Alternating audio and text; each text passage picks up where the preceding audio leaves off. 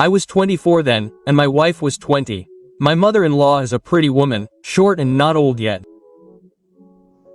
Only she is lonely, having recently buried her husband. And having already recovered from this misfortune, she wanted to find herself a man. After all, she had everything, both her soul and body, asking to fight. Only she could not find a knight who could tame this lioness. But she did not get lost and carefully looked after herself, dressed beautifully, communicated and was always ready for adventure. Once, without an invitation after a feast with friends, I wanted to talk to her. This happens to me when I drink. And I must say that we lived not far from each other, literally 1 block. So I go up to her, pull the door handle, but it is not closed. Well, I think, I will scare my mother-in-law, quietly walk past and hear the familiar sounds of love.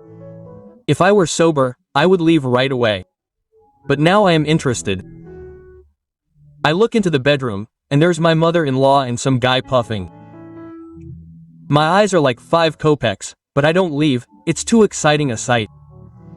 I keep my eyes open, and at that moment my mother-in-law looks straight at me. I quickly disappear from sight. I think, well, now I'm going to get a kobzda, a reprimand to be entered into my personal file. But I can hear from the sounds that everything is continuing. The sofa creaks, which means I can quietly leave. But when my mother-in-law forbade, yes, that's it, well done. I decided to look in one more time and did not regret it. What I saw conquered my heart, in which my mother-in-law Zina has firmly settled. Yes, that's her name.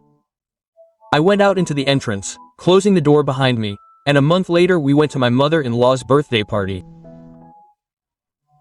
I was not in my element then after what I saw, and that Zina noticed me then.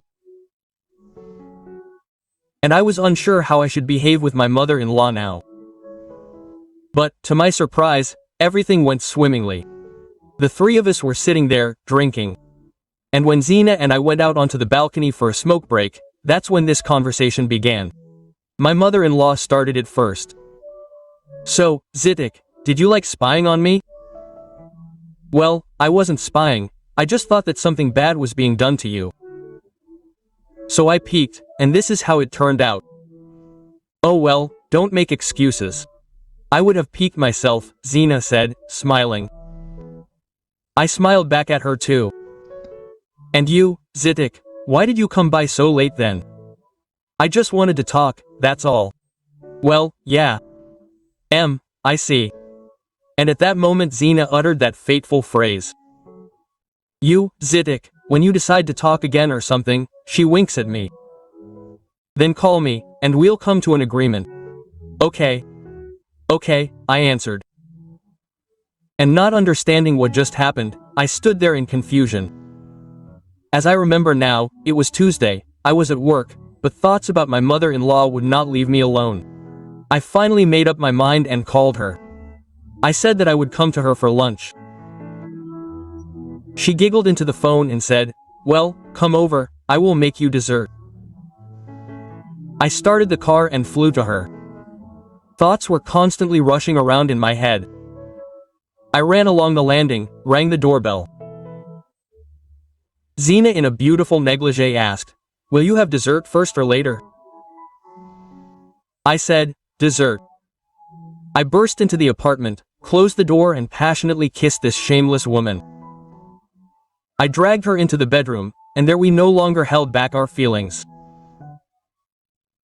After this storm of passions, we just lay there and caught our breath, knowing that everything we had experienced today, everything that had happened between us, had changed our lives forever.